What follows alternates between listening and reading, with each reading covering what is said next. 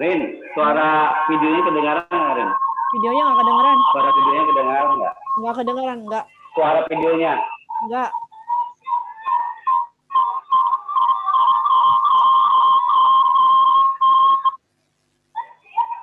Gini aja coba, nggak pakai audio bisa nggak? Jadi cuma layarnya aja. Oh, itu aja ya? Iya. Bisa dimulai ya? Oke, sip. Coba di close dulu. Stop, Sir. Oke.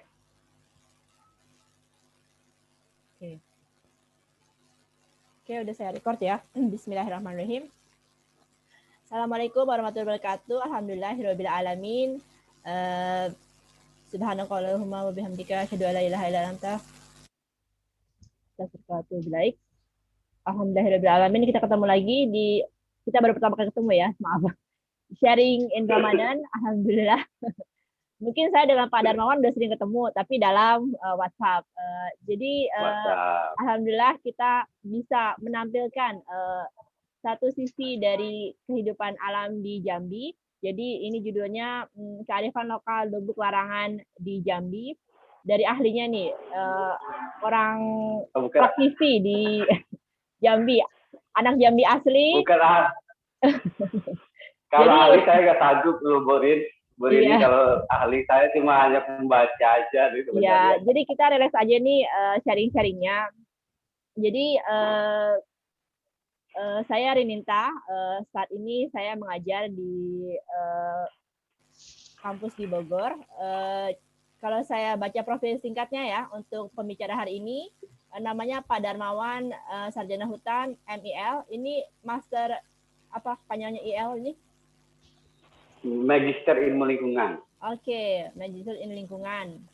Pendidikannya SD sampai SMA di Merangin, Jambi, S1 di IPB University, Fakultas Kehutanan jurusan Konservasi Sumber Daya Hutan, S2 atau masternya di Universitas Padjadjaran, Magister Ilmu Lingkungan dan Pengelolaan Sumber Daya Alam. Pembicara ini menerima beasiswa pascasarjana dari Bappenas RI. Untuk riwayat pekerjaan, pembicara pernah bekerja sebagai karyawan tetap di Bank BRI, kemudian aparat sipil negara di pemerintahan Kabupaten Bangka Barat, kemudian ASN di pemerintah Provinsi Kepulauan Bangka Belitung, kemudian sampai saat ini pembicara menjadi ASN di Kementerian Lingkungan Hidup dan Kehutanan. Masya Allah sekali ya, kita mendengar langsung dari ahlinya, dari mulai S1 sampai sekarang dia linear ya, jadi konsisten dalam bidang kehutanan, sumber daya hutan, lingkungan hidup, dan pengelolaan sumber daya alam. Dan pernah menjadi pembicara pada Seminar Nasional Agroforestry kerjasama Kementerian Lingkungan Hidup dan Kehutanan dengan Universitas Padjadjaran pada tahun 2015 dengan judul Sistem Agroforestry Tradisional PELAK Menjaga Keanekaragaman Hayati Tanaman Buah Lokal. Untuk waktu dan tempat saya persilakan, saya beri waktu 30 menit ya untuk presentasi. Setelah itu kita bisa diskusi, tanya jawab, atau mungkin sharing pengalaman mengenai keindahan alam di Jambi. Oke, silakan Pak Darmawan. Oke, terima kasih Bu Rini atas kesempatannya. Assalamualaikum warahmatullahi wabarakatuh. Selamat pagi, salam sejahtera untuk kita semua. Terima kasih kawan-kawan yang telah bergabung dengan kami di acara sharing Ramadan tentang salah satu kearifan lokal yang ada di Provinsi Jambi, yaitu Lubuk Larangan. Sebelum memulai, saya mungkin akan share dulu tentang video tentang Lubuk Larangan yang salah satunya berada di Kabupaten Merangin, Provinsi Jambi.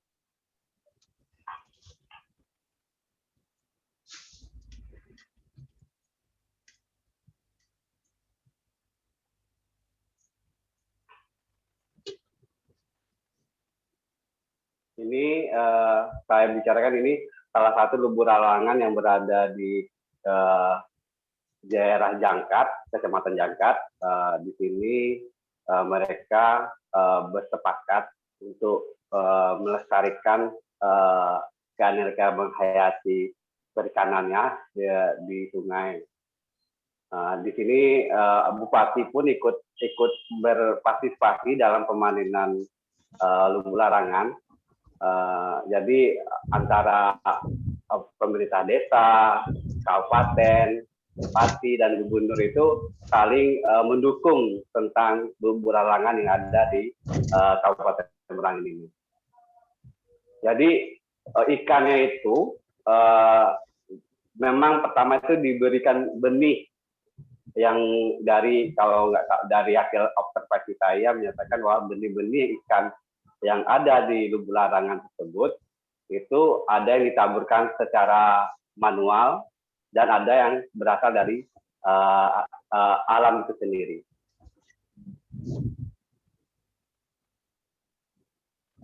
Mungkin kawan-kawan bisa melihat berbahagianya masyarakat Jangkat dan air sungainya yang luar biasa, masih jernih. Nah, ini Bapak Bupati yang megang jala, ini Bupati Merangin, Pak Al-Haris. Dia menangkap ikan, ya itu salah satu tradisi yang ada di Kabupaten Merangin itu memakai ikan dengan jala.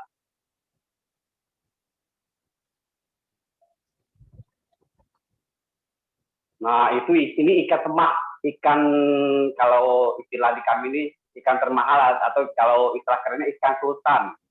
Ini ikan semak ini ikan yang mahal, sangat mahal sekali dibanding dengan ikan-ikan lain.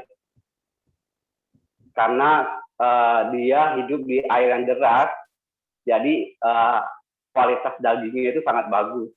Apalagi kalau dibakar dan dikasih sambal terasi, wah luar biasa. Itu kawan-kawan bisa lihat ada ikan sangat banyak karena ya itu karena mereka dilindungi oleh masyarakat setempat.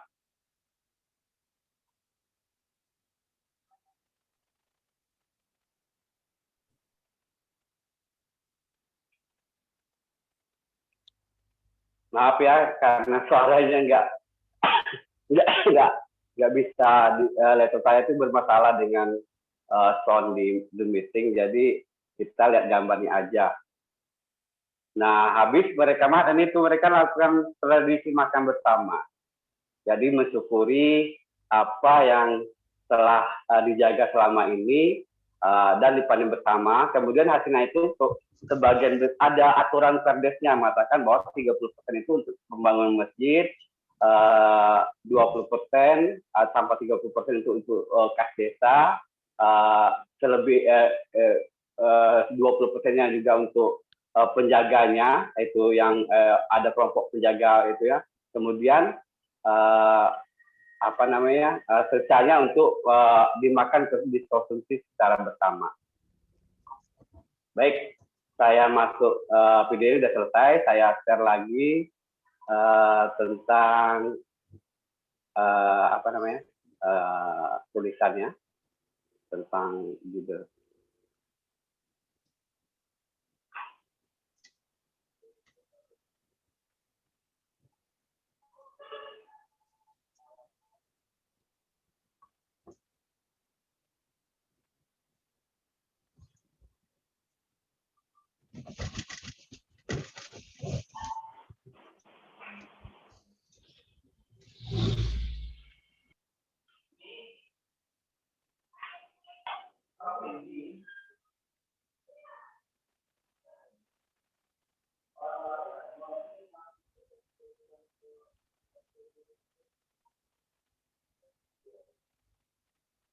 Oke, baik, saya akan mempresentasikan tulisan saya, bisa dikatakan tulisan lah, tentang observasi saya tentang lubu larangan, salah satu kearifan lokal masyarakat Merangin Jambi. Kita tahu bahwa lubu kearifan lokal itu ini saya ambil pengertiannya dari peraturan Kemen LHK yang mengatakan bahwa kearifan lokal itu nilai-nilai luhur yang berlaku dalam tata kehidupan masyarakat setempat untuk melindungi dan mengelola lingkungan hidup dan sumber daya alam secara lestari. Ciri kearifan lokal pada umumnya dinamis, berkelanjutan dan diterima dalam masyarakat. Selain itu, kearifan lokal ini telah berlaku sejak turun-menurun dari nenek moyang mereka sampai saat ini. Mereka masih melestarikan kearifan lokal tersebut. Berdasarkan Edorita dan Jaya Kusuma mengatakan bahwa dalam komunitas masyarakat lokal, kearifan lokal tradisional terwujud dalam bentuk seperangkat aturan, pengetahuan, dan juga keterampilan serta tata nilai dan etika mengatur tatanan sosial komunitas yang terus hidup dan berkembang dari generasi ke generasi. Nah, salah satu kearifan lokal yang ada di Kabupaten Merangin itu ada ya Lubuk Larangan. Maaf, sebenarnya Pak Wawan, aja nggak kelihatan. Ya. Oh, kelihatan ya? Share. Tunggu dulu sebentar. Screen dulu. Oke. Maaf.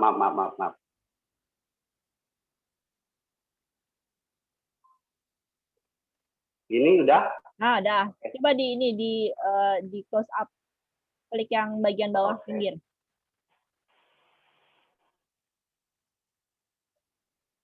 Ini? Oke. Oke. Salah satu lubuk kearifan lokal yang ada di Indonesia itu banyak. Salah satunya misalnya hutan larang yang ada di Desa Baduy, sistem tasi yang berada di Papua tentang yang melindungi terumbu karang dengan sistem pemanenannya, lalu pengolahan hutan kesepuhan di Jawa Barat, lalu ada juga masyarakat adat di Kampung Naga, sistem tanam beras yang ada di Kalimantan, maupun sistem sawah subak yang ada di Bali. Nah, selain itu di Sumatera, khususnya di Provinsi Jambi, Kabupaten Merangin itu terdapat salah satu lubuk larangan yang sangat peduli dengan konservasi, baik itu hutan, air dan keanekaragaman jenis satwa yang ada di sungai.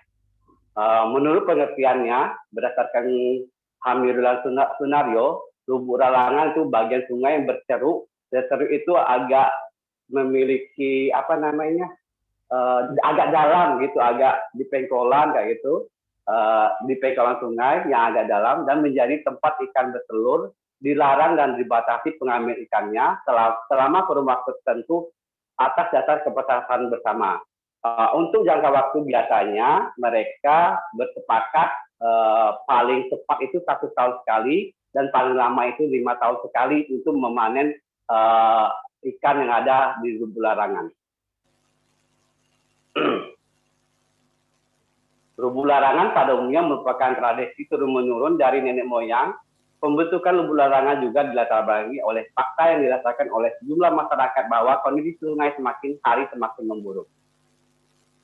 Ini salah satu proses yang saya simpulkan dari hasil observasi saya dengan di Dinas Perikanan Merangin dan beberapa tokoh masyarakat tentang proses pembentukan lubuk larangan. Jadi pada saat awal pembentukan lubuk larangan tersebut, masyarakat desa, mereka ada kompromi sosial melakukan itu antara masyarakat desa, tokoh adat, tokoh agama, nenek mama, semuanya bersepakat mengadakan lubuk larangan. Kemudian kesepakatan ini diteruskan ke kepala desa untuk ditentukan nama lubuk larangannya dan peraturan desa. Setelah itu lubuk larangan terbentuk, maka untuk mengawasi lubuk larangan agar tidak melaksanakan peraturan desa yang telah dibentuk oleh desa, mereka membentuk kelompok pengawas. Apabila masyarakat melakukan pelanggaran terhadap lubuk larangan tersebut, maka akan diberi sanksi adat. Salah satu contohnya ada yang denda berupa uang maupun berupa beras atau kambing. Hasil yang diperoleh dari lubuk larangan ini, menurut saya karena mereka mendapatkan kebutuhan pokok protein dari ikan yang mereka pelihara secara bertahun-tahun. Kemudian ada larangan mereka untuk menangkap ikan pada lubuk larangan tersebut dengan tuba, dengan dengan setrum, dengan listrik, apapun, sehingga kelestarian dari keanekaragaman hayati sungai satwa yang itu lestari. Kemudian mereka juga karena sungai itu berkaitan dengan hutan, karena di hulu, maka mereka bersepakat juga tidak akan merusak hutan karena berkaitan dengan debit air dan kualitas dari sungai, sehingga hasil lubuk larangan mereka menjadi lebih baik. Nah, saya mengambil kesimpulan sedikit dari observasi saya bahwa ternyata lubuk larangan ini sangat membantu dalam mengurangi climate change atau perubahan iklim. Karena pertama, masyarakat dilarang menggunakan kubah, listrik, sehingga keanekaragaman hayati di sungai terjaga. Kedua, mereka juga menjaga keseimbangan ekosistem yang berada di lubuk larangan serta hulu sungai, sehingga tutupan lahannya semakin bagus. Dengan ada tutupan yang semakin bagus, climate change setidaknya climate change yang berada di pada desa tersebut dapat terjaga atau kita kenal dengan iklim mikro.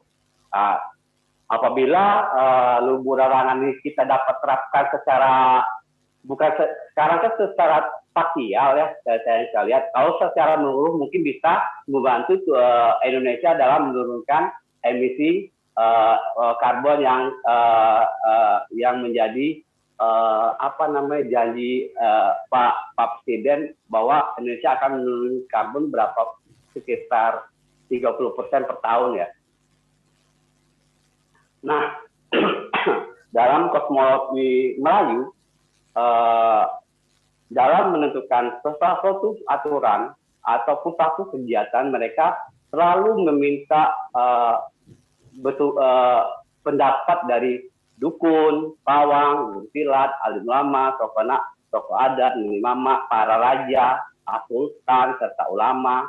Karena di tempat saya masih ada, kalau mereka masih ada sistem kasta gitu. Ada depati, ada temenggung, sehingga apa yang mereka lakukan harus berkonsultasi dengan depati atau temenggung yang ada pada desa tersebut. Sehingga aturan norma-norma yang itu dapat dilaksanakan dengan baik. Nah, ini yang sudah saya sampaikan tadi bahwa pada desa-desa yang telah melakukan lubuk larangan di tempat kami di Jambi, tidak boleh ada warga yang mengeksploitasi hutan secara berlebihan karena akan merusak ekosistem dan ekosistem alam. Selain itu, mereka juga melarang untuk jatuhnya hutan itu kepada tangan yang tidak bertanggung jawab. Nah, salah satu bentuk dari mereka tidak ingin hutannya jatuh ke masyarakat, mereka menyatakan bahwa hutan itu adalah hutan adat bagi masyarakat. Sehingga dengan adanya kesepakatan hutan adat yang ada di lubuk larangan itu membantu deforestasi, sehingga deforestasi berkurang, kemudian stabilitas air pun terjaga gitu.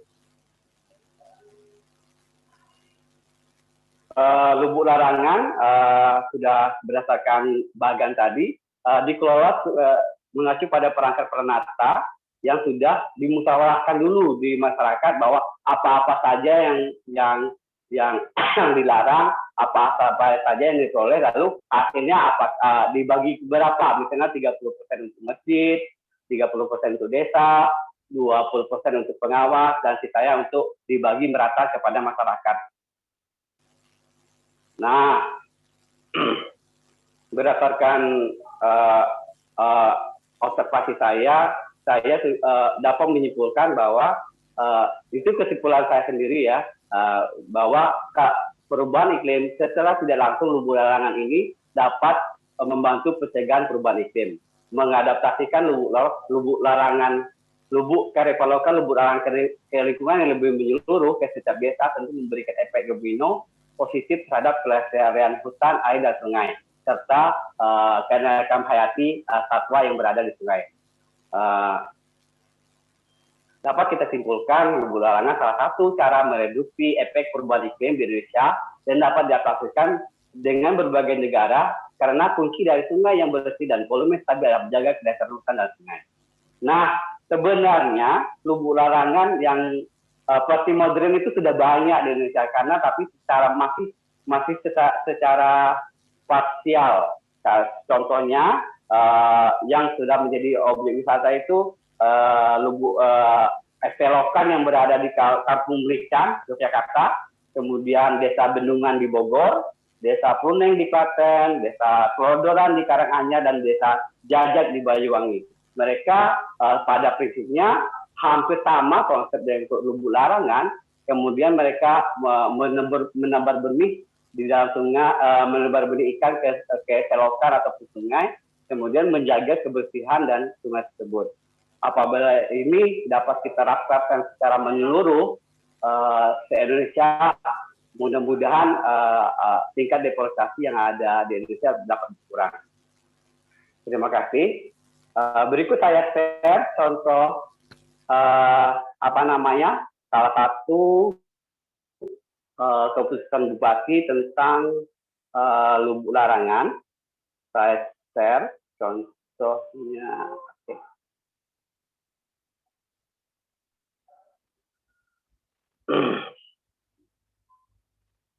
Perda, oke.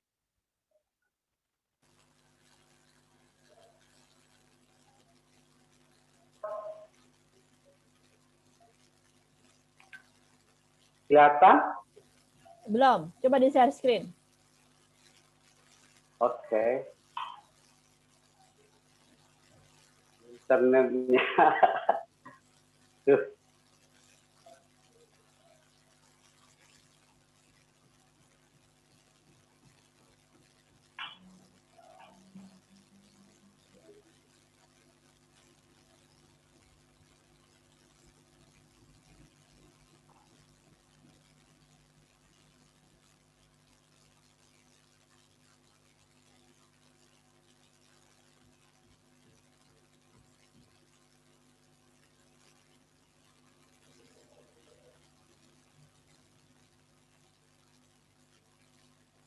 Udah di share screen belum? Udah. Belum Tapi kelihatan. kayak jaringannya deh belum kelihatan. Tar dulu ya. Aku stop dulu. Oke, aku share ulang lagi.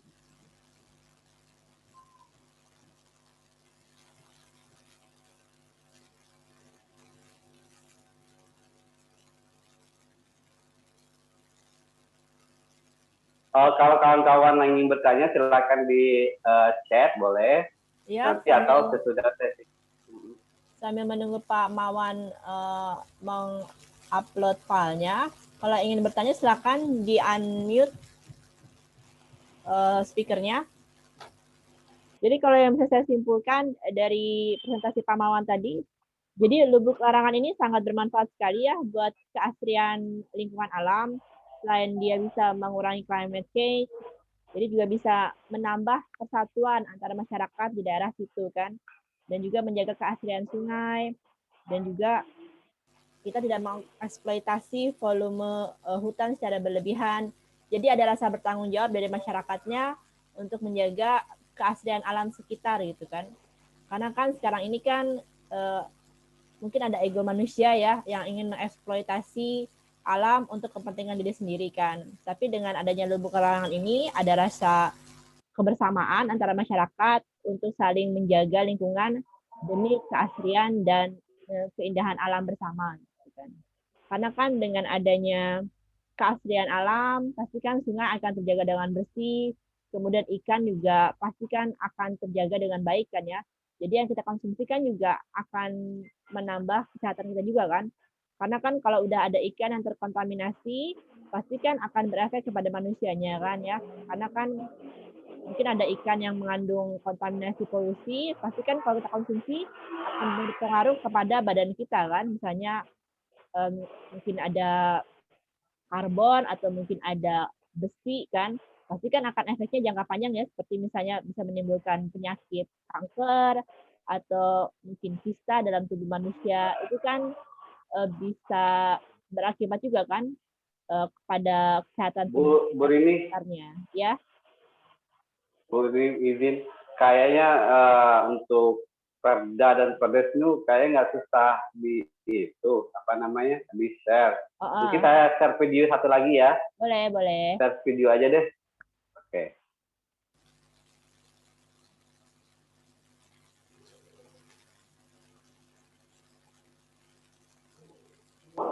sebenarnya kalau di Merangin itu setelah mereka bersepakat melakukan menentukan lokasi lubu larangan itu pada awal penaburan benih itu mereka membaca Yasin 40 istilah kami itu.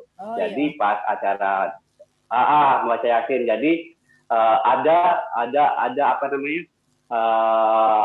norma sosial yang menyatakan bahwa apabila melakukan pelarangan nanti dia terkena hakim baca Yasin itu. Jadi masyarakat itu agak takut jadinya. Kemudian masyarakat Melayu pada umumnya mereka karena pada umumnya mereka Islam, Muslim, mereka percaya amal jariah, misalnya akan mendapat amal jariah yang tidak terhenti-henti sampai.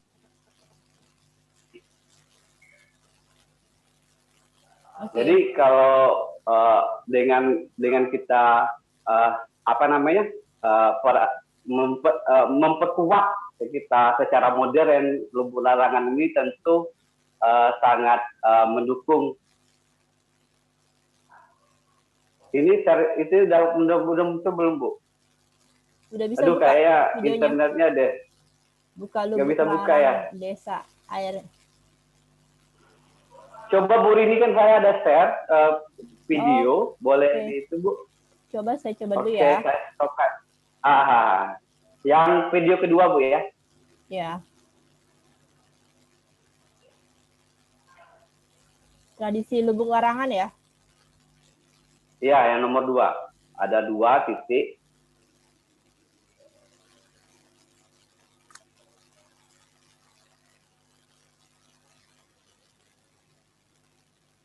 Oh ya, maaf Bu Eka. Ini koneksinya agak itu Bu Eka. Agak terputus kayak ya. Jaringannya Bu Eka. Nggak bisa saya download, Pak. Mau lagi download? Nggak bisa. Nggak bisa ya? Coba saya.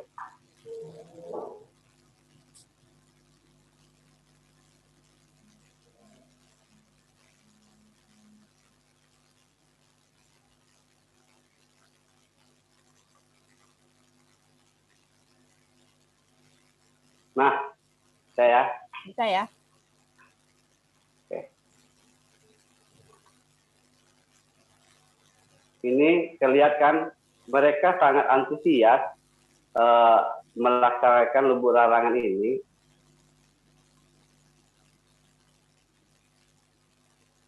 Semua tokoh masyarakat, tokoh adat, masyarakat tempat itu datang untuk memanen lubu larangan yang mereka. Ini ikan-ikan lampam, ikan-ikan super, ikan-ikan sultan yang ada di Merangin, yang nilai jualnya sangat besar, tinggi. Makanya saya tuh sangat senang mendengar ternyata lubu larangan di Merangin itu kalau berdasarkan keputusan bupati itu ada 200 lubu larangan yang ada di Merangin, walaupun masih bersifat parsial.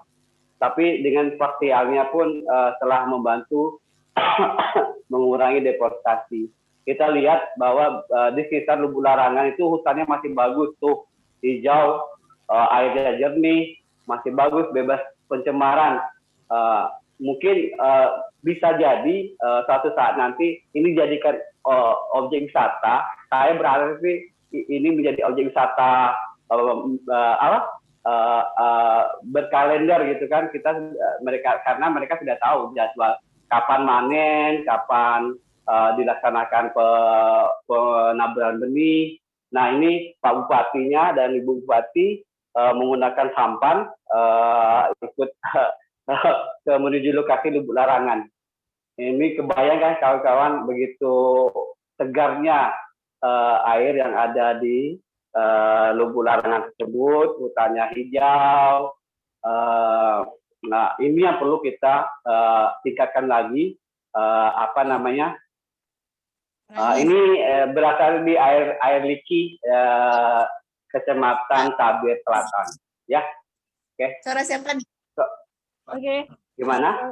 Terima Oke. kasih. Apa ada yang ingin bertanya? Mungkin langsung aja dengan Ibu Eka ya. Mungkin ingin bertanya. Bu Eka, silakan Bu Eka. Silakan. Gimana sih? Suaranya kedengaran, Bu? Dengar ya Bu Eka. Iya. Iya, makasih. Mana nih soalnya?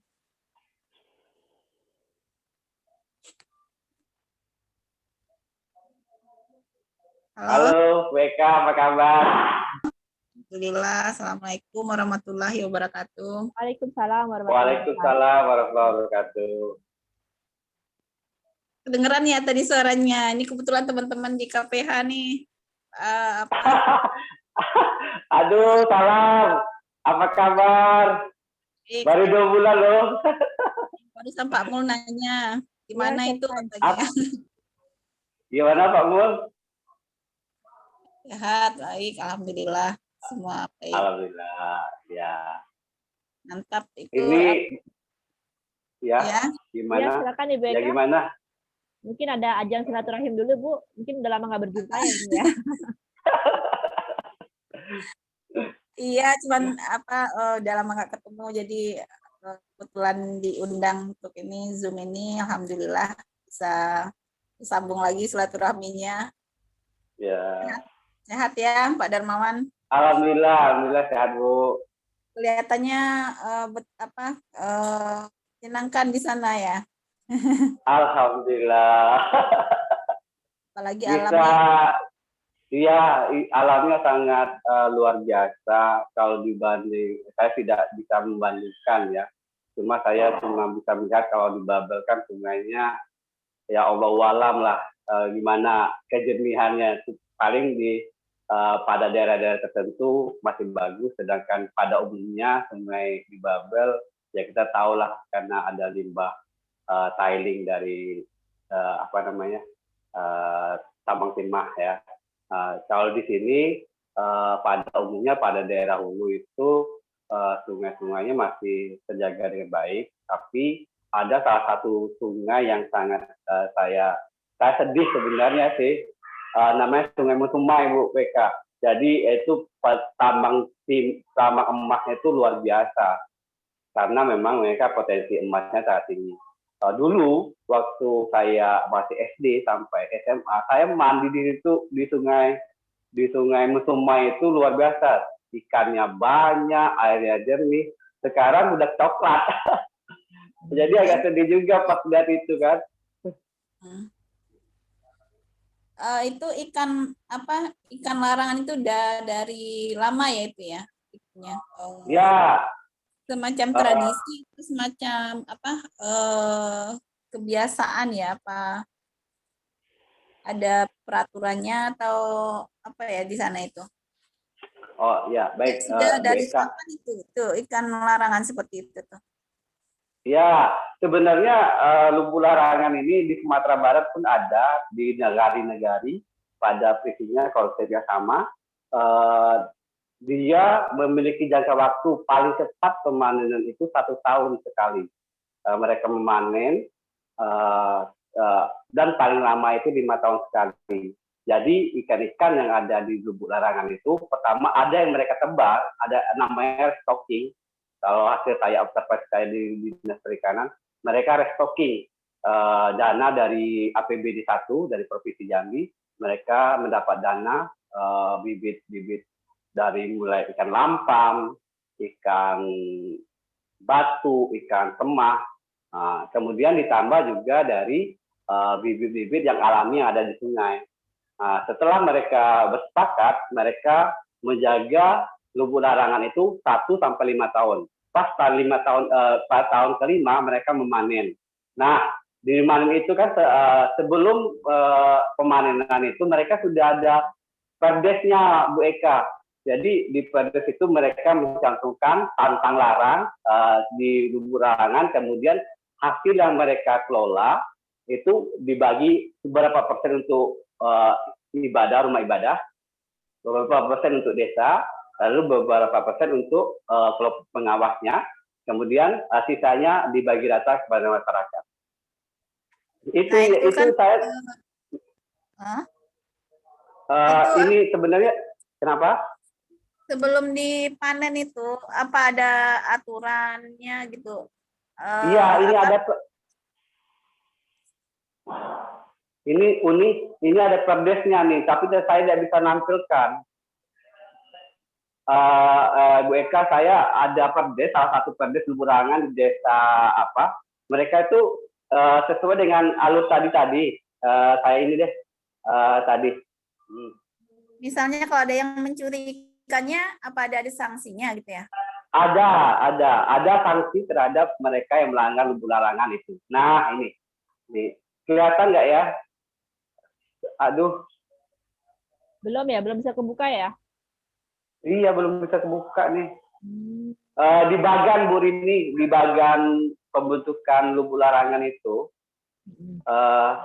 itu Mungkin di bagiannya bisa ditunjukkan kembali Pak slide-nya. iya, ini tapi slide-nya nggak bisa di. Oh, oke. Ya, kalau Bu Rini. saya dulu waktu kecil di kampung saya kan juga ada tuh lubuk larangan. Jadi yang saya ingat dulu kalau misalnya kita di situ tuh mandi-mandi di sungai kan, kalau misalnya ada ikan di situ jangan diambil ikannya. Nanti kalau kita makan ikannya itu perutnya nanti meletus katanya dulu kata orang tua. Iya, betul nih, itu sama baik. Lubuk larangan ternyata juga ada di tempat lain gitu ya. Iya, pada umumnya lubu larangan itu dari daerah Sumatera, Aceh sampai Lampung itu ada. Karena dia salah satu tradisi masyarakat Melayu ya.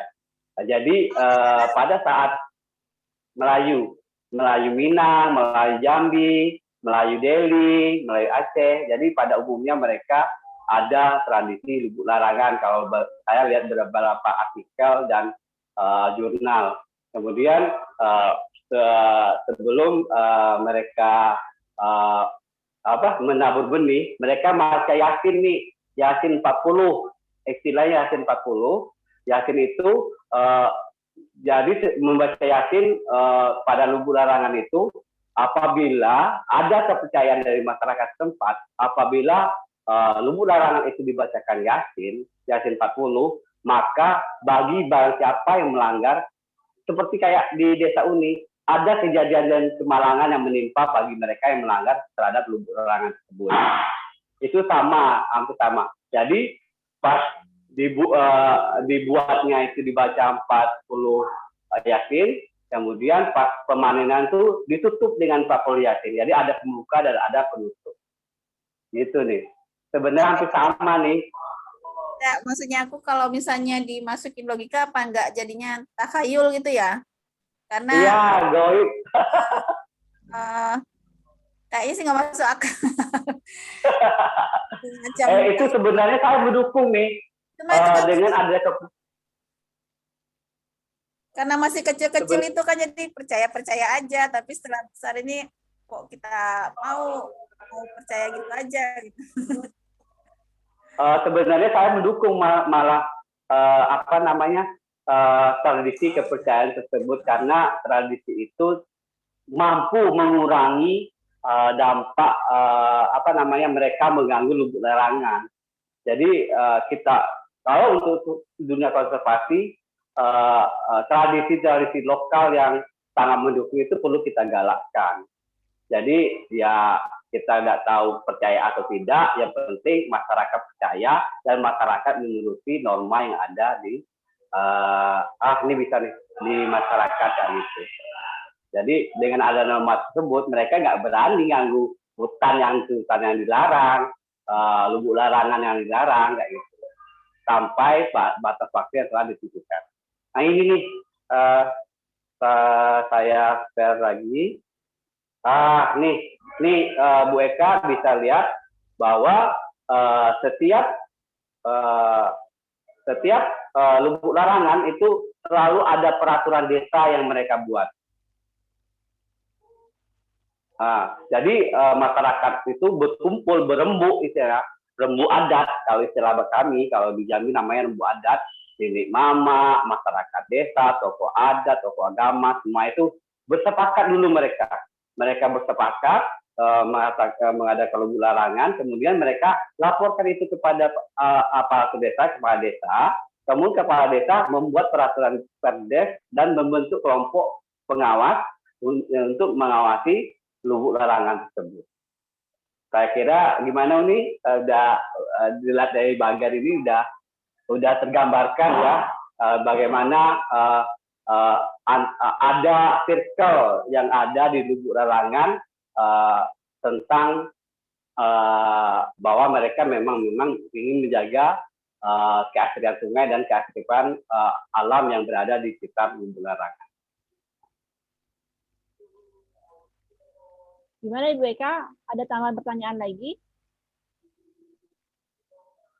Atau ada komentar?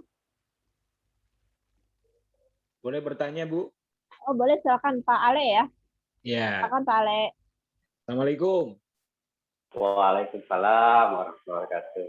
Selamat pagi menjelang siang Pak Darmawan buat semua. Antusias sekali saya ini mengikuti webinar ini. Terima kasih Pak Darmawan. Saya Ale dari Bangka, tepatnya di Sungai Liat. Saya sebenarnya tertarik. Lu Sungai lagi lo? Iya, saya mantan Sungai Liat ya, di Sungai Liat saja. Oh, mantan Liat. Ajang silaturahim lagi nih Pak. Oke. Iya. Iya. Ya, karena saya lihat Pak Darmawan ini semenjak pulang kampung ini lebih cerah kali mukanya nih. Ide-idenya muncul semua gitu kan. Jadi saya selaku orang Sungai Liat ini tertarik mau bertanya nih sedikit. Ya, boleh Pak. Betul sekali Pak Darmawan, betul ya, mungkin dari niatan kecil, saya bilang niatan kecil lah untuk melestarikan alam sekitar dengan menjaga lubuk. Cuma yang perlu saya tanyakan di sini Pak Darmawan, itu kan posisi kan di lubuk itu kan, antara hulu dan hilir gitu kan. Nah, gimana saya tidak melihat tadi konsep yang ditawarkan, ya maksudnya pemerintahan desa itu sendiri ataupun secara luas bupati lah gitu kan, Pemda, terkait pengelolaan yang di hilirnya ataupun di hulunya itu seperti apa. Kalau misalkan di ujungnya sendiri, di atasnya sendiri itu nggak sustainable dalam artian hutannya gundul, ya pasti ke bawahnya juga tidak akan jernih gitu kan. Bukan hanya sekitar di lubuknya saja. Nah, gimana konsep-konsep yang mungkin sudah dibangun gitu kan dari pemerintah desa atau apa supaya kondisi lubuk itu tetap terjaga, ya kan? Karena yang namanya sungai kan nggak mungkin cuma ada di lubuk aja akhirnya gitu kan, otomatis dari atas gitu kan turun ke bawah. Itu apa udah ada konsep yang dibangun gitu kan, di samping menjaga ekosistem yang ada di sekitaran lubuk larangan. Yang pertama. Yang kedua, saya melihat konsep ini juga pernah di Lampung gitu kan. Saya lihat memang di seputaran lubuk itu juga udah agak sedikit maju lah, dibikin kayak wahana-wahana rekreasi anak gitu kan, itu sebagai salah satu pemasukan dari desa ataupun LMDH yang ada di seputaran, dan itu juga banyak terjadi di Pulau Jawa juga seperti itu. Cuma mungkin Jawa banyak banget ya. Cuma bahasanya saja yang beda lah. Cuma saya ingin melihat konsepnya aja, konsep gimana cara menjaga kelestarian lubuk itu dari ujung gitu, dari ujungnya seperti apa. Dari hulu ke hilir Pak Ali ya. Iya Pak Darwan, terima kasih Pak Darwan, semangat udah nyampe dan pulang kampung ya Pak. Yuk, assalamualaikum warahmatullahi wabarakatuh. Oke, langsung aja Pak, langsung dijawab ya. Baik, sebenarnya itulah yang kekurangan dari lubuk larangan yang ada di itu jadi suatu masukan yang luar biasa kalau menurut saya tentang konsep untuk antara hulu dan hilir itu ada keseimbangan. Karena saya sudah sampaikan bahwa lubuk larangan yang ada di sekarang ini masih bersifat parsial. Jadi belum menyeluruh. Jadi desa ini ada lubuk larangan, desa yang lainnya belum tentu ada kayak gitu kan. Sebenarnya kalau misalnya diterapkan, kita terapkan secara menyeluruh, jadi setiap desa dengan ADD-nya, dengan ada dana desanya itu luar biasa, itu mungkin bisa menjadi konsep penyelamatan dari hulu ke hilir. Ya, yang perlu digalakan itu ya kita dari aparatur, maupun dari lembaga swadaya masyarakat LSM lingkungan itu bagaimana mengedukasi bahwa kepentingnya keberadaan lumbung larangan yang ada jangan hanya secara parsial, kalau bisa secara menyeluruh dengan batasan-batasan tertentu sehingga lumbung larangan itu antara hulu dan hilir itu terjadi keseimbangan. Untuk sampai saat ini konsep lumbung larangan yang ada masih bersifat parsial, Pak Ali. Jadi masukan Pak Ali tentang bahwa perlu keseimbangan antara hulu dan hilir itu sangat ide brilian kalau menurut saya, karena konsep ini akan menjadi kita akan mencoba mengonsepkan bahwa lumbung larangan itu diterapkan secara secara menyeluruh sehingga menimbulkan efek domino yang luar biasa terhadap kelestarian dari hulu ke hilir. Demikian Pak Ali, kalau menurut saya Pak Ali. Ya, bagaimana Pak Ale? Kalau yang saya tangkap tadi dari Pak Darmawan, jadi masalahnya kan hambatan dana desa dan edukasi masyarakat ya. Mungkin ada respon lagi dari Pak Ale? Udah cukup aja Bu, makasih Bu. Oke, terima kasih. Mungkin dari Terima kasih Pak Ale. Yo. Ya, mungkin dari peserta yang lain ada yang ingin mengomentari atau ingin bertanya.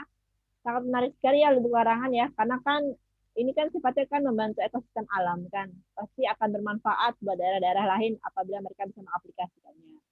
Tapi kan tidak semudah itu kan, butuh proses. Iya, masyarakat, betul. dana desa pasti nggak bisa cepat ya. Ada kerjasama antara pihak pemerintah dengan masyarakat juga kan.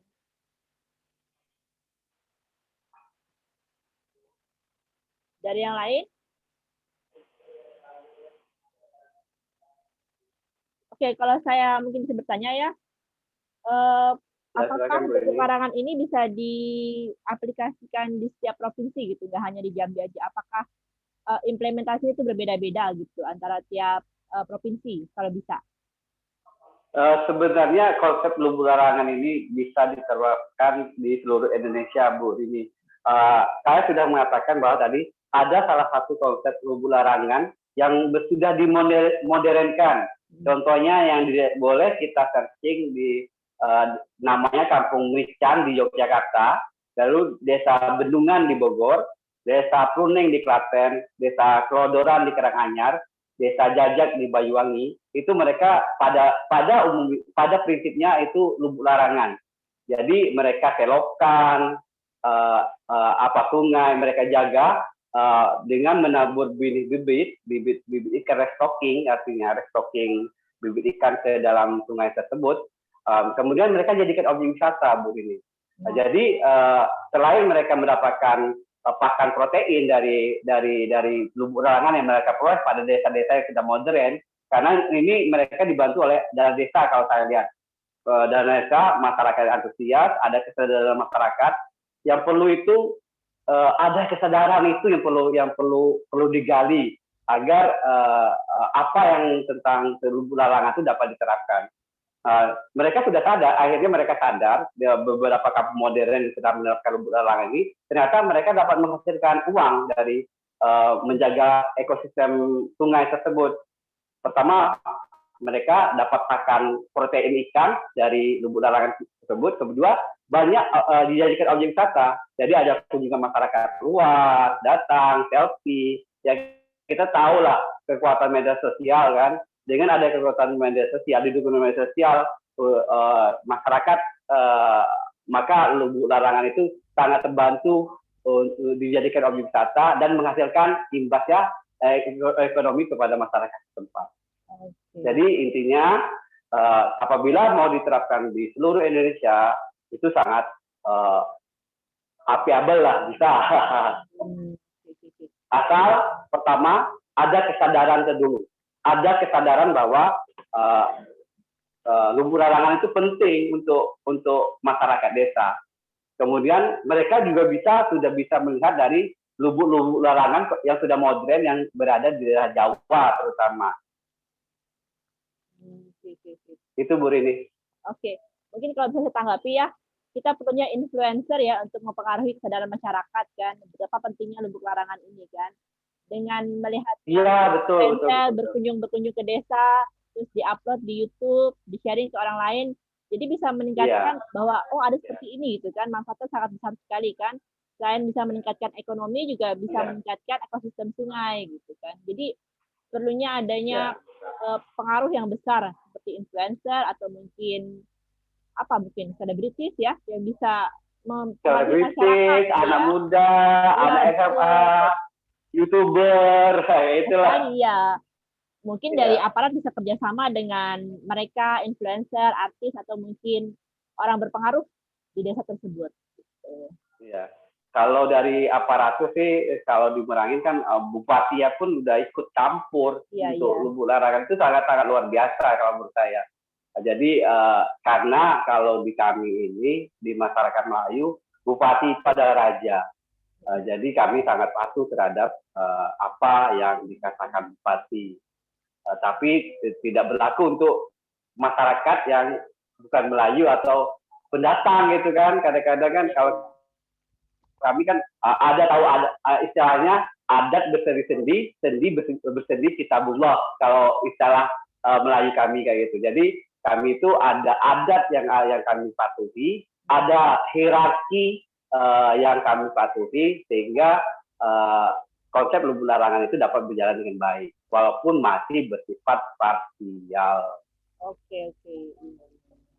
Ya nanti Bu Rita bantulah influencer untuk mengkampanyekan konsep Lubuk Larangan ini. Betul. Bahwa Lubuk Larangan ini sangat penting untuk konservasi. Gitu. Iya. Karena namanya adat ya, kita kan kadang-kadang sebagai orang luar kan agak susah untuk berinteraksi ya dengan mereka yang sangat memegang sebuah adat kan ya. Apalagi kita mungkin bukan orang situ, orang luar dan daerah sana, pasti mereka juga akan menjaga sekali kan dengan tradisi mereka kan. Iya. Betul. Makanya kalau misalnya seperti apa yang katakan Pak Ali tadi, kalau bisa Lubuk Larangan itu ditambah fasilitas apa yang mendukung sehingga dia menjadi lebih efektif, lebih eksotik istilahnya. Jadi punya ciri khas gitu. Jadi konsep ini bisa dilihat oleh tetangga-tetangganya, ternyata Lubuk Larangan ini selain itu penggunaan pakan protein juga berimbas ekonomi bagi masyarakat setempat. Oke. Intinya mah daya jualnya dan daya promosinya kita gitu ya. Iya, betul. Oke. Mungkin ada lagi peserta yang lain ingin bertanya atau mengomentari. Ini topiknya sangat menarik ya, apalagi kita mungkin berprofesi dalam hal meningkatkan pemberdayaan masyarakat gitu ya. Pasti kan akan ada impact-nya kan buat kita sendiri. Ya.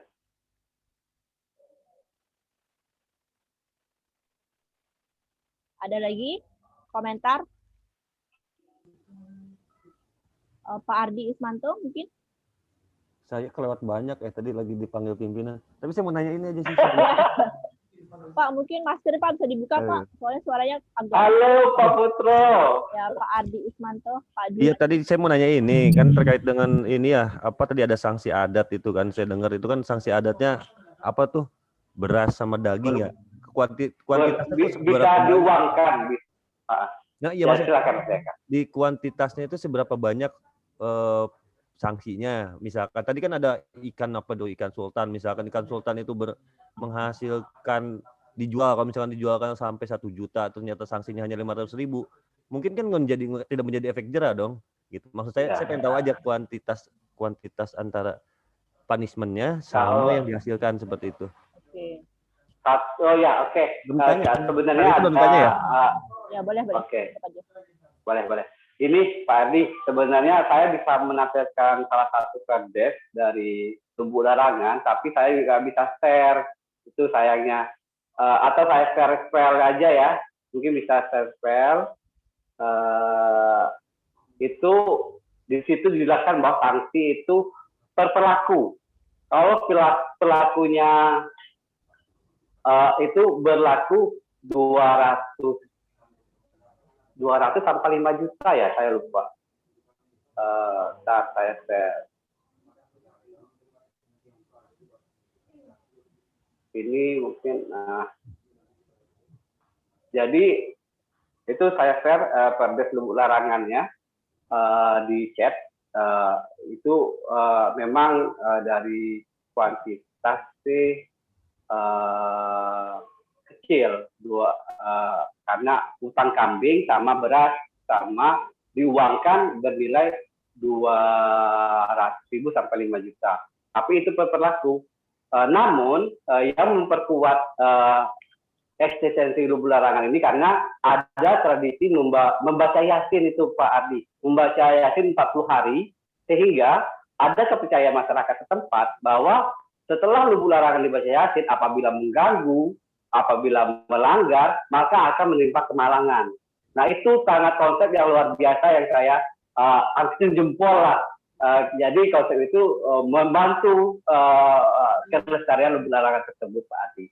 Jadi pada awal pembukaan Lubuk Larangan, penaburan benih, restocking, mereka membaca Yasin 40, sedangkan pas penutupan pemanenan Lubuk Larangan tersebut, mereka pun membaca Yasin. Jadi di antara jeda awal dan akhir itu ada kepercayaan bahwa setelah Lubuk Larangan dibaca Yasin, maka bagi pelanggar akan menimpa kemalangan. Itu Pak Adi. Iya sih. Cukup deh kayaknya deh. Saya soalnya tadi sempat nggak dengar semuanya. Mohon maaf ya. Iya, nggak apa-apa, santai. Bisa kita ulang nanti. Nanti bisa dengar ininya Pak, YouTube-nya nanti akan saya share. Halo Mas Putro, apa kabar? Halo, Dermawan. Sama gendut aja. Alhamdulillah sehat. Alhamdulillah, ya. Gimana Itu dari- sedikit tanya. Ya, Ya silakan Pak Putra, Pak Dwi Putro Ya. menanggapi. Izin.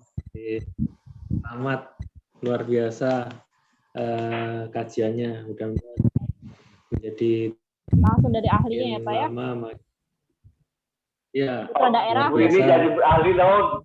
Saya nggak berani kalau jadi ahli Bu Rini. Ya. Saya masih newbie masih baru. Itu ya kelembagaan adatnya itu ada khusus gitu ya, maksud saya juga agak banyak sebagian lost tadi itu untuk mengikuti acaranya itu semacam acara adat yang ada kelembagaan adatnya masih kuat gitu ya di sana gitu ya. Iya. Memang modern gitu. Suaranya Pak Dwi Putro agak naik turun ya Pak. Ya suaranya. Oh, iya. Oke. Coba diulang Mas Putro. Iya Pak. Saya pakai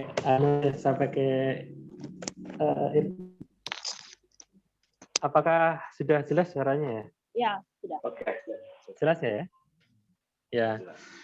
Ini pengetahuan saya baru ini kaitannya dengan tradisi ini, bahwa di Jambi ada semacam ini, saya juga baru tahu. Dan memang tadi juga dari sisi penjelasan ada beberapa yang saya nggak full juga ikuti. Ini semacam tradisi masyarakat adat yang ada pranata adat maupun kelembagaan adatnya, atau ini sudah menjadi tradisi milenial kekinian gitu ya. Maksud saya dari sistem misalkan penegakan hukumnya dan seterusnya ini sudah melibatkan sistem nasional sekarang itu, atau memang masih tradisional begitu ya. Mungkin itu yang saya tanyakan. Oke. Baik, Mas Putro, terima kasih atas pertanyaan, menarik sekali. Kalau saya lihat, konsepnya masih semi modern. Artinya, mereka memang sudah tradisi ini sudah berlangsung lama dari nenek moyang mereka sampai saat ini masih berlaku. Tapi sekarang mereka lebih melibatkan aparatur desa, karang taruna, lalu ada kelompok masyarakat pengawas, Kalau untuk segi milenialnya, kayaknya belum, kalau di kami belum terkonsep dengan baik seperti yang ada di Jawa kayak gitu. Tapi tradisi ini telah berlangsung dari turun temurun. Jadi konsep untuk memilenialkan, memodernkan itu perlu ditambahkan nanti suatu saat nanti pasti, karena ADD desa yang sangat kuat, kemudian faktor pemudanya yang sudah mengenal YouTube, medsos itu tentu sangat mempengaruhi nanti di tradisi Lubuk Larangan. Tapi untuk saat ini masih semi modern kalau menurut saya sih. Kalau konvensional tidak, dia sudah semi modern, tapi belum mencapai modern. Itu Pak Prof. Lembaga adatnya sebenarnya sudah nggak ada ya, sudah melebur dengan kelembagaan desa gitu ya. Kalau semacam ketua adat, mereka ada, kemudian saya screen aja dah ya. Kalau perdanya perlu nggak Pak? Saya udah bisa buka perdanya Pak. Oh, perda, oke. Bentar. Nanti ya. Ini ya nanti sebutin. Jadi sebenarnya ada kelembagaan itu berupa pengawasannya Pak Putro.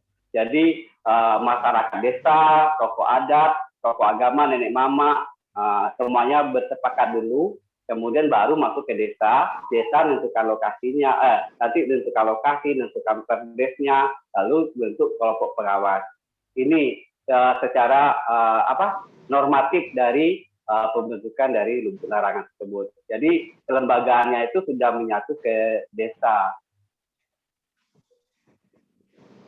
Jadi desa yang malahan sekarang tuh ada Lubuk Larangan yang dikelola desa dan ada Lubuk Larangan yang dikelola oleh Karang Taruna, oleh anak mudanya gitu.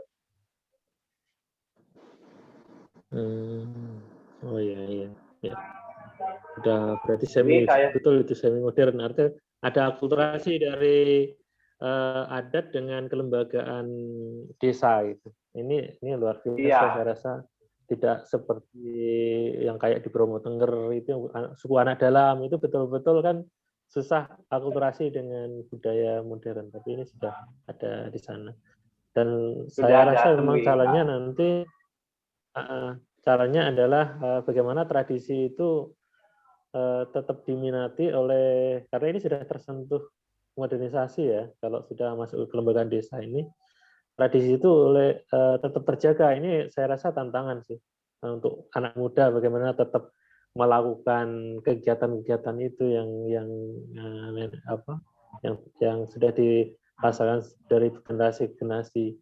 Lain halnya kalau belum ada akulturasi, belum nggak ada interaksi, mungkin secara lingkungan dia akan mengkondisikan adat itu kuat gitu. Tapi ini tantangan saya rasa. Ya, terima kasih Pak Putro. Memang Lubuk Larangan ini mudah-mudahan bertahan seiring dengan waktu. Kita karena sudah majunya pesatnya teknologi, mudah-mudahan dengan ada Karang Taruna yang sudah peduli, tentu berharap keberlanjutan dan kesinambungan dari Lubuk Larangan ini tetap berlanjut sampai seterusnya sampai generasi berikutnya. Terima kasih Pak Putro, itu luar biasa masukan dari Pak Putro. Oke, terima kasih Pak Putro. Oke, mungkin ada lagi yang ingin bertanya atau menanggapi? Saya lihat ada ini nih, ada dari Pemda Jakarta, mungkin ada yang ingin menanggapi. Aduh, JKI ya. Ini dari ini mahasiswa di Malaysia, UPM, mahasiswa master. Aduh, awalnya bisa bahasa Inggris. Bahasa Sunda juga bisa, tuh Pak. Sunda bisa ya, oke. Ayo, silakan kalau misalnya ada yang tertarik. Atau ini Pak, Perdesnya sudah saya buka nih Pak, mau saya tunjukin di screen bisa? Boleh. Ya, mungkin Bapak ingin... Boleh. Ada 13 halaman kan nih? Kelihatan kan ya? Ini dari halaman pertama, PDF ya Pak ya? Ini Peraturan Desa Air Lago tentang penetapan kawasan Lubuk Larangan. Ini berarti untuk yang Kecamatan Muara Siau, Kabupaten Merangin tahun 2019. Yang mau dijelaskan halaman berapa nih, Pak? Oh, itu tentang sanksi. Nomor berapa? Aduh, saya juga sekilas, Bu. Ambil scrolling aja nih ya. Ya, scrolling aja. Ini ada tujuannya. Oke, ini udah halaman kelima.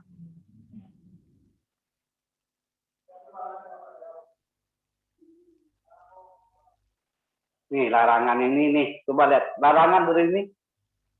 Larangan ya. tadi yang di atas. Ya, nah, ini ekosistem. Ya, ini larangan seperti ikan udang ini.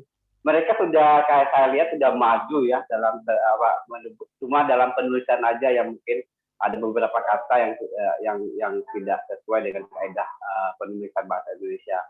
Tapi kalau dari segi konsep mereka sudah maju kalau menurut saya, karena mereka sudah melarang aktivitas dapat mengganggu kelestarian ekosistem di kawasan larangan. Berikutnya Bu Rini. Oke. Bab 4.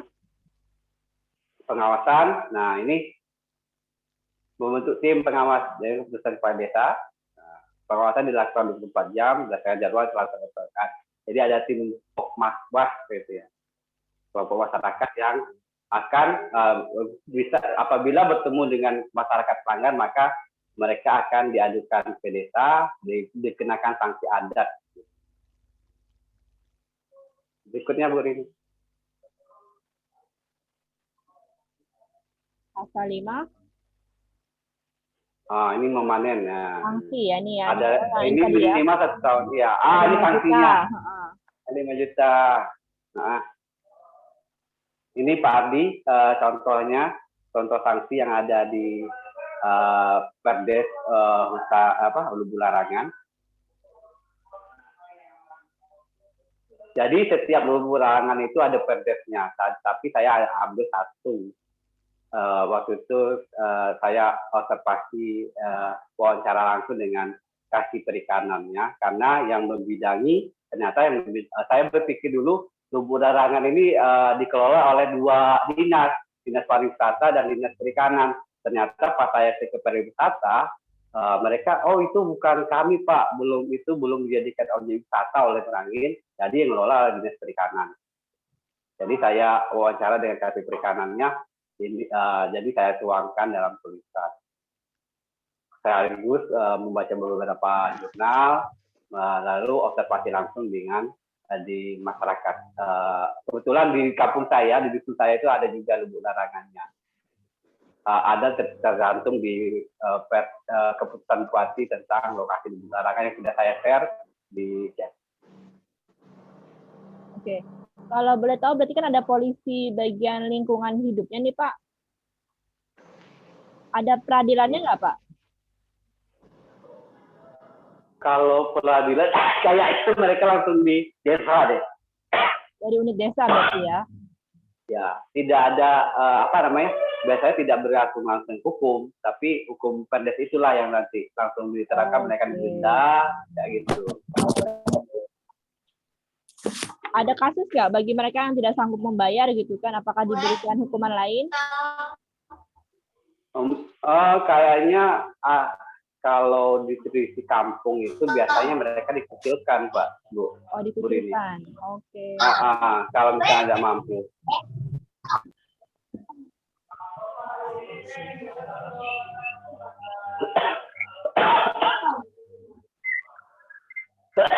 Yang bab 7, bab 6. Bab 6 sudah cukup kayaknya. Dan bab penutup ya. Oke. Kalau ini perdesnya selama berapa tahun ya Pak? 5 tahun sekali ganti apa? Iya. Tergantung kondisi. Tergantung dari pembukaan awal dari itu Lubu Larangan tersebut. Misalnya dia 5 tahun sekali berarti berlaku 5 tahun, gitu kan? Kalau dia tahun sekali dipanen berarti berlaku 1 tahun. Oke. Itu masa dari Lubu Larangan tersebut. Halo Pak Effendi Agus Waluyo, Pak calon doktor. Apa kabarnya Pak calon doktor? calon PXD. Bu Rini juga ya, calon PXD ya. Amin ya Allah ya Rabbal Alamin. Pak Ada yang Effendi, ingin menanggapi lagi Pak Effendi atau Pak Abdul Karim, Ibu Diah Kartikawati, ada siapa lagi Pak Hotdiman Sianturi, ada Pak Yoga Alfa, Pak Descartes, ada Ibu Sari, ada Ibu Pinka. Izin sedikit tanya. Ya silakan. ya silakan Pak Puto. Itu nanti misalkan dilakukan peradilan kaitannya dengan perdes itu kan nanti menyetorkan sejumlah uang 5 juta ya. Itu dimasukkan ke kas desa atau ke lembaga adatnya ya, itu denda-denda itu. Terus untuk pembukuannya apakah nanti dimasukkan sebagai pendapatan desa atau memang untuk khusus untuk mendukung kegiatan-kegiatan kaitannya dengan tradisi ini gitu ya? Oke, baik Pak Putro, untuk pendapatannya mungkin saya belum begitu mendalam untuk masalah gimana hasil apabila denda ini dimanfaatkan untuk apa gitu. Pada umumnya kalau dari itu ya mereka masuk di kas desa nanti setelah mereka panen maka hasil panen itu dan denda digabung nanti ada perinciannya misalnya yang hasil gabungan sudah total nanti ada yang diberikan ke masjid berapa ibadah, untuk desa berapa, lalu untuk pengawasan berapa, lalu untuk masyarakatnya. Jadi uang denda tersebut akan kembali ke sistem lubuk larangan tersebut yang telah dibentuk.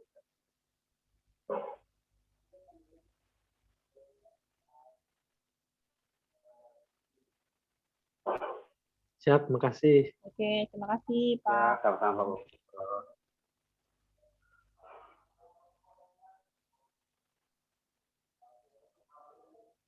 Ada lagi?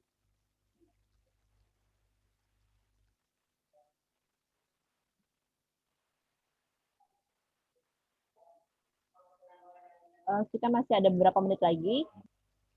Mungkin ada yang ingin menanggapi atau bertanya.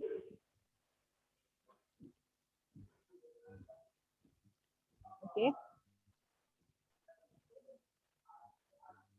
Oke, kita ada Pak Yusko, ini baru connect. Halo, udah Yusko.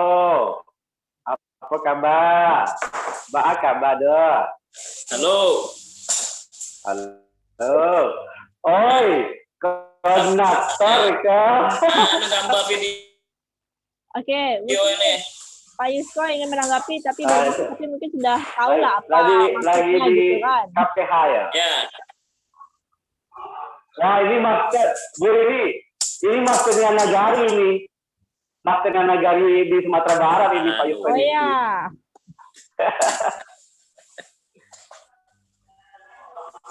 Gimana Pak Yusko? Iya Pak Yusko. Sorry telat. Lanjut. Oke. Kita sudah ke tahap diskusi nih Pak, ini tinggal tanya jawab aja. Tadi sudah membahas mengenai manfaat lubuk larangan, kemudian sanksi yang diberikan oleh pelarangan bagi mereka yang melanggar sistem di lubuk larangan, dan juga hambatan-hambatannya dalam membuat lubuk larangan seperti masalah edukasi atau dana desa. Tapi sejauh ini sudah ada yang bisa mengimplementasikan lubuk larangan di desa lain atau provinsi lain, tapi dengan nama yang berbeda. Sejauh ini sih kalau yang saya tangkap, manfaatnya sangat besar sekali ya untuk ekosistem alam dan untuk mengurangi climate change. Kalau yang saya lihat kan data di Indonesia ini kan di jumlah karbon CO2-nya itu kan meningkat setiap tahun ya Pak ya. Kita nggak bisa tahu kapan akan menurunnya gitu kan. Kalau yang saya lihat dari data tahun 1992 sampai 2020 itu meningkat mungkin hampir 5%, ada juga yang 2 kali lipatnya. Jadi kita nggak pernah tahu kan kapan bisa menurunnya kan. Dengan kita bisa meningkatkan ekosistem alam, meningkatkan edukasi masyarakat tentang pentingnya menjaga ekosistem alam, bisa menurunkan karbon dioksida dan mencegah terjadinya climate change. Pak Yoga, Ya, Pak Abdul Karim, kalau ada itu, Pak Yoga ini teman sekantor Saya ini. mau nanya ini. oh boleh silakan Pak Halo, SD. Halo Pak Dokter, Pak SD, apa kabar? Fakultas Tema ya Pak ya. Baik. Senior saya berarti ini Pak. Iya. Jadi enggak, ini tadi saya baru buka gitu, baru buka di Facebook loh. Oh, ada ini gitu. Saya nggak mengikuti sih, cuman itu di Lubuk Larangan itu studinya ini apa namanya di desa apa begitu kalau di situ tuh? Pada umumnya Kak, di Perda itu di desa itu Pak Fendi dapat lihat di Perda Lubuk Larangan itu ada 200 lebih lubuk larangan itu berlokasi di desa yang ada sungai Pak Fendi. Di daerah mana Pak itu Pak? Jambi, Merangin Jambi. Jambi ya? Ya, Kabupaten Merangin. Pada umumnya dari Aceh sampai ke Lampung itu ada tradisi lubuk larangan karena pada umumnya masyarakat Melayu itu mereka sangat tergantung pada dulunya tergantung dengan sungai dan air. Jadi mereka cara melestarikan ekosistem sungai itu dengan dengan mengadakan lubuk larangan tersebut. Terus kalau yang di Jambi sendiri perkembangannya, maaf Mbak ya, Mbak. Iya, silakan Pak.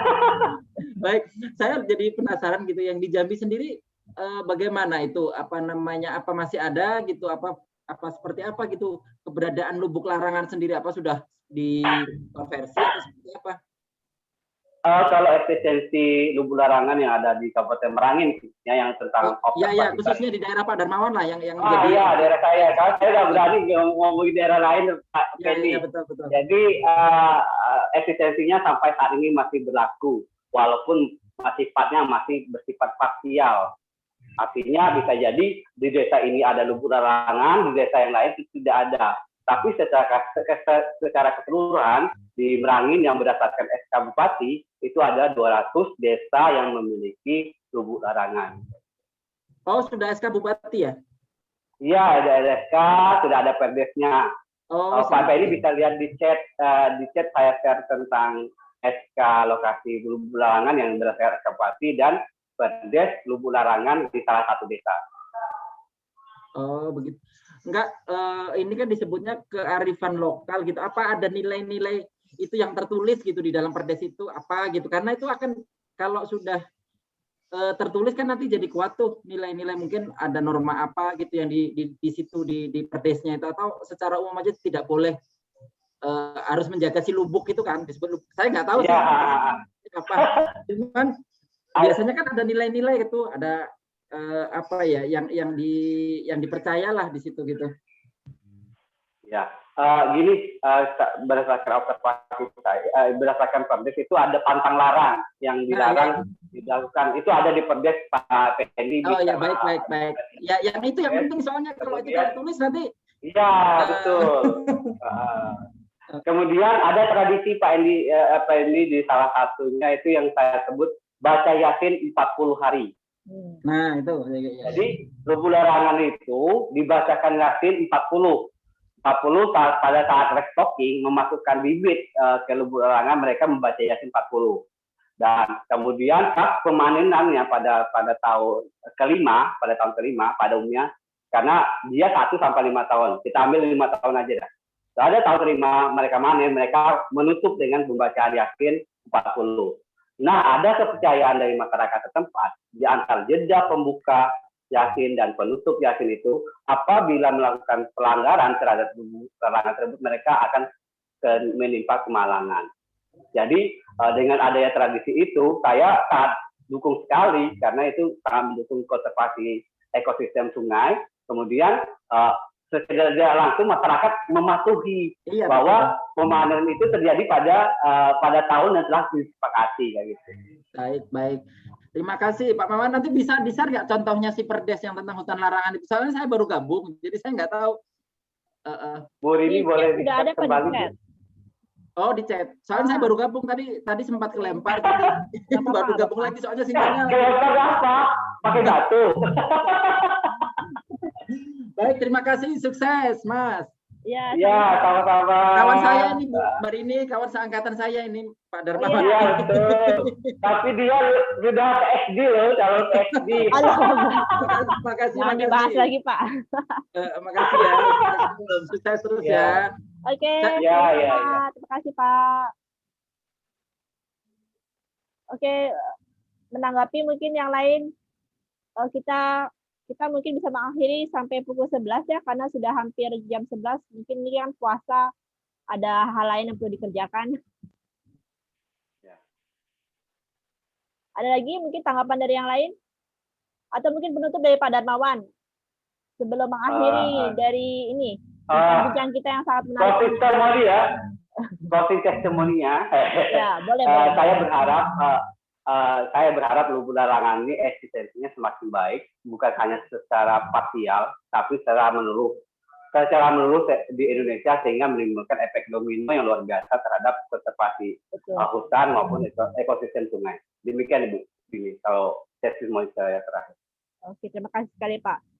Semoga dengan adanya wadah sharing kita webinar ini ya, bisa menginformkan kepada orang luar gitu kan, di luar Jambi, mungkin di luar Indonesia juga kan, bahwa ada lubuk larangan di Jambi ini, mereka bisa terinspirasi, bisa mengaplikasikan sistem ini di daerahnya, atau bisa mungkin sharing ke orang lain kan ya, sehingga bisa memberikan manfaat ya, dan juga kan meningkatkan ekosistem alam dan mengurangi climate change di Indonesia kan. Karena kan Indonesia ini kan penduduknya kan paling besar ya, nomor 4 di dunia kan.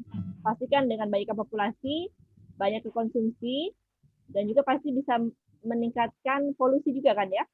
Dan cara kita untuk mengurangi atau menghentikan atau mungkin meminimalisasi dengan meningkatkan ekosistem alam, meningkatkan kesadaran masyarakat tentang edukasi pentingnya pelestarian alam dan lain hal.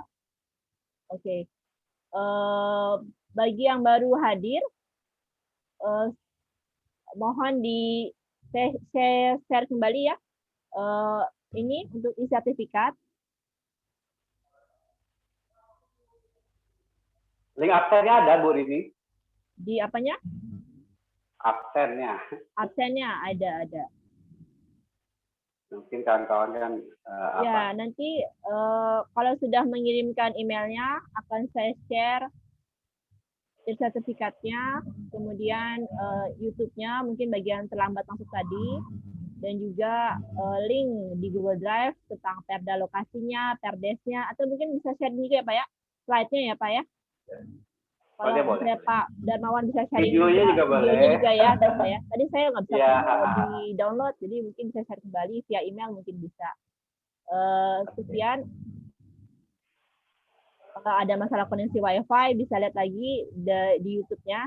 Tadi saya belum bisa streaming, jadi saya bisa record dan nanti akan saya share ke YouTube-nya. Sekian dari saya, mungkin menutup dari saya ya.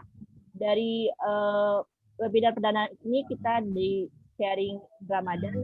Semoga kita bisa mendapat ilmu yang bermanfaat ya, dan juga bisa menginspirasi orang lain dengan ilmu yang kita punya, dan juga bisa men-sharing lagi kepada yang lain.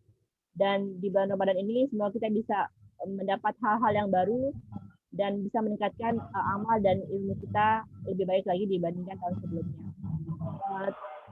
Insya Allah nanti ke depannya kita akan mengadakan lagi sharing in Ramadan dengan topik-topik yang menarik dan berbeda.